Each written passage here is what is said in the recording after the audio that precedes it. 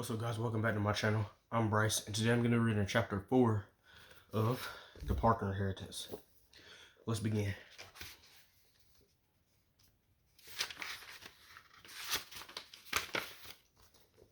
Chapter 4. Candace's father used to always complain about their house in Atlanta, the uneven garage, the creaky stairs, and the backyard that flooded every time there was a downpour. As they neared PJ's, Candace realized their house could have been much, much worse.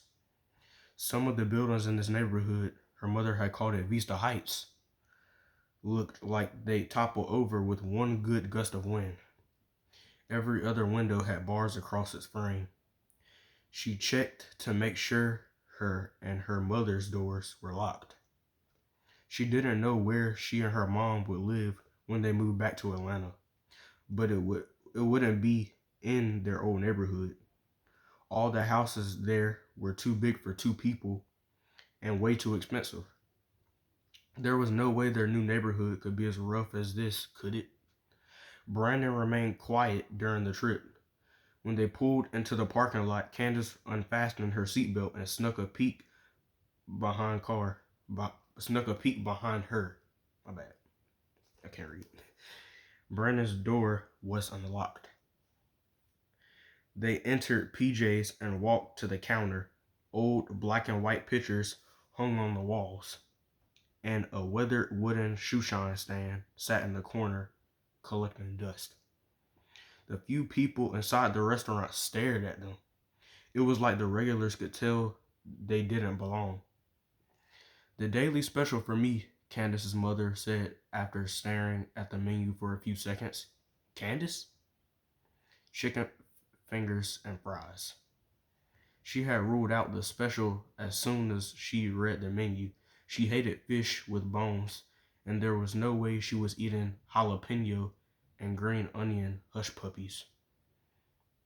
Brandon ordered a hamburger and began to slide some money across the counter. Candace's mother stopped him. "Boy, quit and put that up," she said as she handed over a credit card. "My mom said it's fine," her mother said. "We're neighbors." Despite her trying her best to facilitate a real conversation, they ate their food, surprisingly good, Candace noted, as quickly as they could, then headed to the library. While Candace and her mother filled out forms for their library cards, Brandon bolted up the stairs to the children's section, not bothering to wait for them. It ticked Candace off, but only for a second, because with him out of the way, she could pick out the books she wanted without him judging her.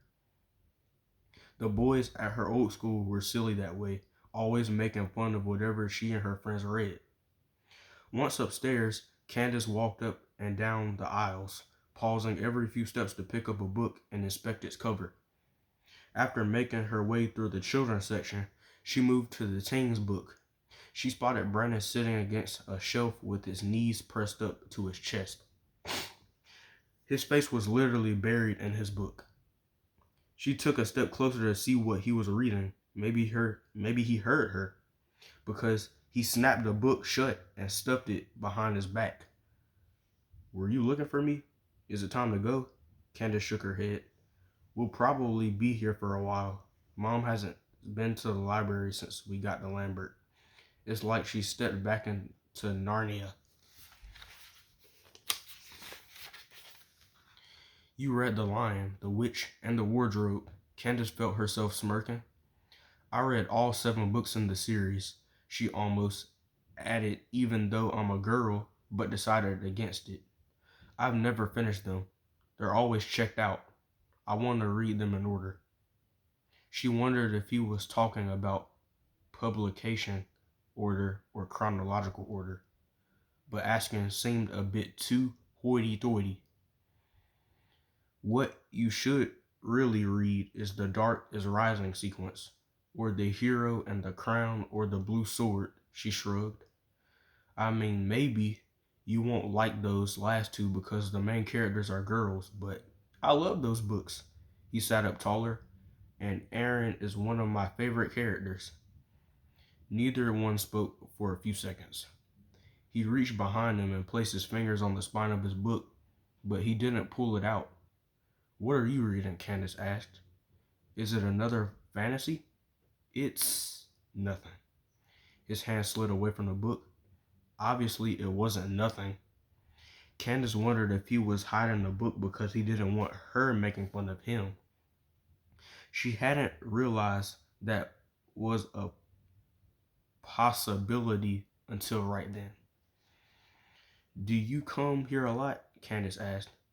She used to always talk about books with her mom, but that seemed to be happening less and less with everything else going on in their lives. "Tori used to bring me during the school year, but the timing hasn't worked out so well this summer." It took her a moment to remember that Tori was his older sister. Her mom had mentioned her a while back. "Can you ride your bike here?" She readjusted her shoulder bag. "It's not that far from your house." Mom doesn't want me riding by myself. Candace thought about this. Once she was sure of her answer, she said, "I'm sure, Mom, and I will be spending a lot of time here. I bet we could give you a ride the next time we come." He blinked at her. "At home, when I said that I liked Stephen King and James Patterson, you looked like you wanted to reach out and knock me upside the head." Now she was the one who sounded like a snob. "It's just, I don't think there's such a thing as boy books or girl books. I think there are people books. At least that's what Mom always said when Dad complained about what I was reading. I'm surprised she didn't say anything at your house." "She was probably being polite," he said. "Anyway, sorry about the way I was acting on your porch. I was kind of mad that our moms were forcing us to meet. I didn't know what they were planning until right before you walked over." Candace smiled. At least she wasn't the only one being manipulated. "So how many books do you have in your bag?" he continued. "You're only allowed to check out 10 at a time." "I don't know. I stopped counting at 15. She pulled some books out of her bag. "I'd better return these." "Wait, maybe we could share. You check out 10 and I'll check out 10. He pulled the book from behind his back. "Have you read Are You There, God? It's Me, Margaret?" After an hour, Candace headed to the computer lab downstairs.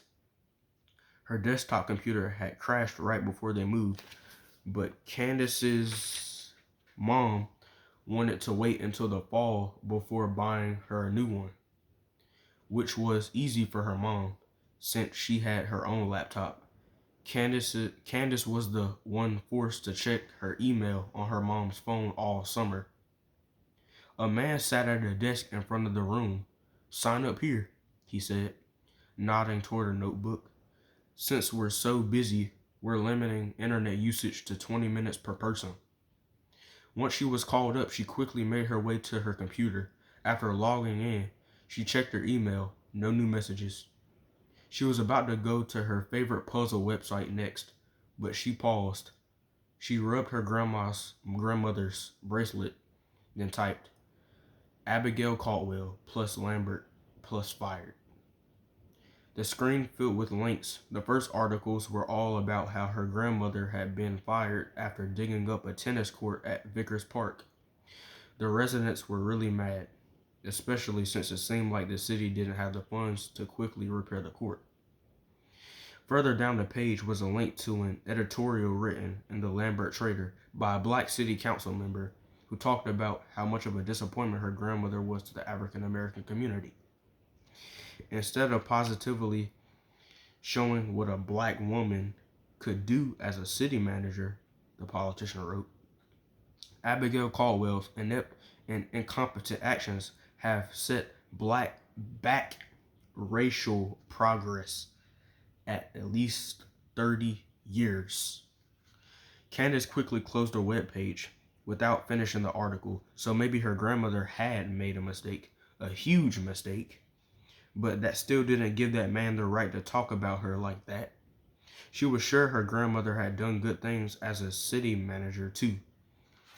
Candace's time ran out before she could summon the courage to read any more articles. The man at the desk told her she could sign up again and get back in the waiting line, but she decided against it. Candace found her mother hoping she was ready to go, but her mom was furiously scribbling in a yellow notepad with piles of books surrounding her at the table. 30 more minutes, her mom said, not looking up. Can't break the flow. She didn't know what her mother had found in the stacks, but it looked like something had kick-started her writing. Candace started back up the stairs, but stopped halfway when she saw Brandon heading toward her. Hey, I was coming down to find you, he said. Already finished? Yeah, I'm done with the internet for today, she said. Then she rubbed her arms. It's kind of cold in here. I'm going to sit outside. Cool, I'll come with you, he said. I mean, if it's okay, she shrugged. Fine by me. They checked out their books and walked outside. An ice cream truck played Pop Goes the Weasel in the distance. They sat down on a bench. Candace slowly popped her knuckles. She could still see that stupid editorial in her head. Did you know my grandmother? She finally blurted out. Brandon looked up from his book. I only moved to Lambert 3 years ago, but Granddad knew her pretty well. He's lived here for like 20 years. He moved here after he retired. Candace wondered what Brandon's grandfather thought of her grandma. Did he see her as a disgrace, a failure? Do you know where Vickers Park is? She asked. Are there tennis courts there? Brandon stuck a finger in his book to save his place. Is this about your grandmother getting fired from her job with the city? Candace's shoulders sank. How do you know about that? I thought you just moved here. As my granddad says, word travels fast and lingers along in the South. He said she got a raw deal. He shifted on the bench. Vickers Park is in Vista Heights. It's not too far from PJ's. Candace riffled through her bag, trying to decide what to read, then glanced at Brandon. He had returned to his book, his mouth moving a little as he read line by line. She couldn't tell what book he had opened, but it wasn't the Judy Blume one. At his suggestion, she had checked out all the books with girl main characters, and he had checked out the books featuring boys. She had kept her mouth shut this time. Hey, I'm sorry. Can I ask you another question? She asked. He looked up again. Do you know why she was fired? He wrinkled his nose. The rumor is that she thought something was hidden underneath the court. So much for confidentiality. She decided to press further. And do you know what she was looking for? No, but maybe Mom or Granddad knows. When I get home, I can ask. That's okay, Candace quickly said. Her mom was right. She didn't want to talk to anyone else about her grandmother's hunt for buried treasure, especially other adults. She didn't want to make her grandma's reputation worse. Really? He said. It's no, just forget it. It all sounded too silly, especially now that she was talking about it with someone other than her mother. She could see why her grandma lost her job. I feel totally stupid even bringing it up. Sure thing, he said. Then almost 5 minutes later, while still looking at his book, he said, for what it's worth, I don't think you're stupid. I mean, stupid people don't read all 5 books in the Dark is Rising sequence, right? He paused, then added, I bet stupid people don't even call it a sequence. Candace waited for him to continue, but he just flipped the page and went back to reading. She smiled.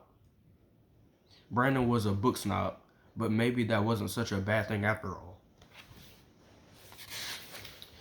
And that's the chapter, guys. So tomorrow I'll be reading chapter 5. And that's about it. Peace out.